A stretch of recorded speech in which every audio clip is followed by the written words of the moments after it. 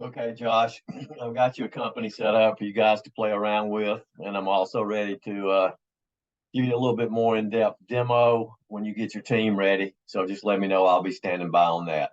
If you go to log in and go to your company number is 428, and I'll document this with you as well. The username for you is Josh W. Josh is your username. W is your password. And that's the same with all the other users that you gave me, Brady M, um, Chris D, Haley U, Courtney P, and Sylvia K. They all have user logins as well, so they can kind of play around with it from here. What I did do is I put a little inventory in. I put a kit together for you. We'll talk about this as we move forward, but that's a kit, and I don't know that that kit makes sense. It's just some of the things that I've seen. So I put your 5 zip codes in right here. They will they were all zoned to zone 1 because I don't know where they're at. So when you want to break these zip codes down into certain areas, that's where we'll create your zones and go from there. So your technicians are assigned to all the zones. Your technicians and I also put a salesperson in. If you go to your technicians or employees, these are your guys that are going to receive the jobs. This is a salesman for the CRM, and this is a dummy guy right here. But these are the guys that are going to receive the jobs. If you edit them, you'll be able. Well, if you edit them, you'll be able to edit their skill level here and also their activity color. So you can identify them a little bit better on the mobile. On the desktop, the color is more predominant on the job type, and we'll talk about that later. So as far as services and job types, I went into services and I set you up 3 job types, and you can use as many as you want or as few as you want. I got service, maintenance, and install, and that's just me not knowing exactly where you're heading or wanting to head. If I go back into the services, it's all under job setup right here, services. And I select this, I put a fireplace and I select him. I've got a fireplace cleaning service and a fireplace install. I select clean and service and I've got gas, indoor, outdoor pellet, whatever you want it to say. You don't have to have a third item here. I select the install and I have seen this verbiage elsewhere, 2-hour, 4-hour, 8-hour installs. So you can, these 2 items are required. This is not. The symptom is not. To get a job in, it is required. And you can look in the jobs. I have a job out there for Service Pros, and I put a kit on it, and I assigned it to Brady M. There's a kit here. All right. So if Brady M signs on,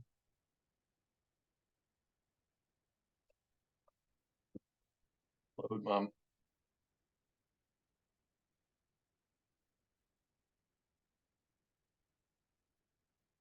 So if Brady M signs on to his mobile,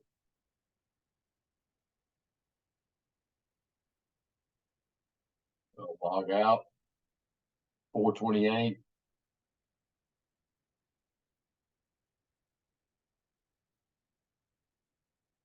Okay, go to jobs.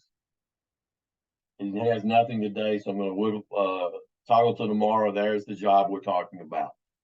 That's the same job we're looking at here on the calendar for tomorrow. You can drill into it here. That's the same job we're looking at here. That tells us that Brady M has it assigned to him for tomorrow right here, right in this area. So you've got enough to play around with. I will right quick. I've got a salesman in here. This is where the leads would go. Send a lead in there and then track all the activities, deliver estimates and things of that nature. I'll put a quick job in there right quick just to show you a new job.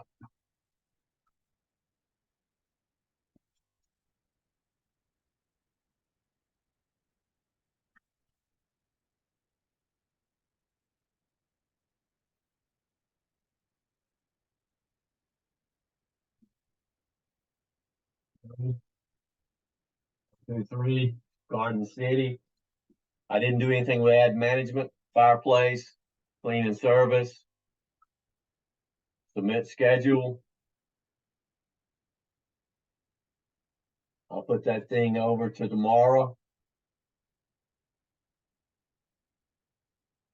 Send it to there's a cleaning service. Chris, assign it. So I just put a job in. If I want to go ahead and put some money on it or something like that, let's say it's a cleaning service and I didn't put anything in miscellaneous charges here. Labor.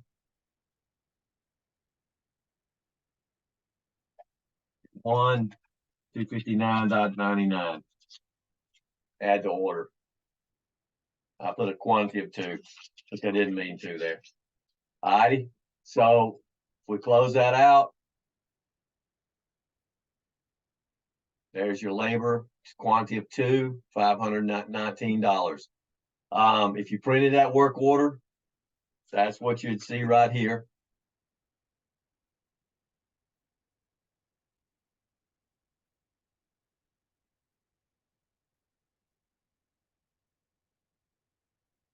So that's what a basic print does. There's other options to print. There's a toolbox over here, and you can email the work order as well. Again, we'll talk about these icons as we move forward. So now if you're looking at the calendar and you look at tomorrow, you've got 2 techs, Chris and Brady, both got a job right here at 8 o'clock. If you want to expand that job down to, let's say, 6 hours on the calendar, update him, and I'll draw him down. So basically that's it. If I went into work order management, let's just say I wanted to put a kit on this guy or inventory items, I'd hit this button. I'll search for a kit and select it and add to order. Doesn't make sense there, but I'll just go ahead and put it on there anyway. That's putting a number of items. You built that kit from your inventory items, grouping them together.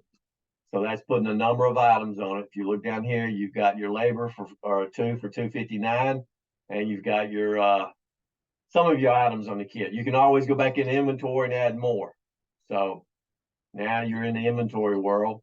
I put one warehouse in for you right now. You can track inventory at multiple places, and also inside trucks as well.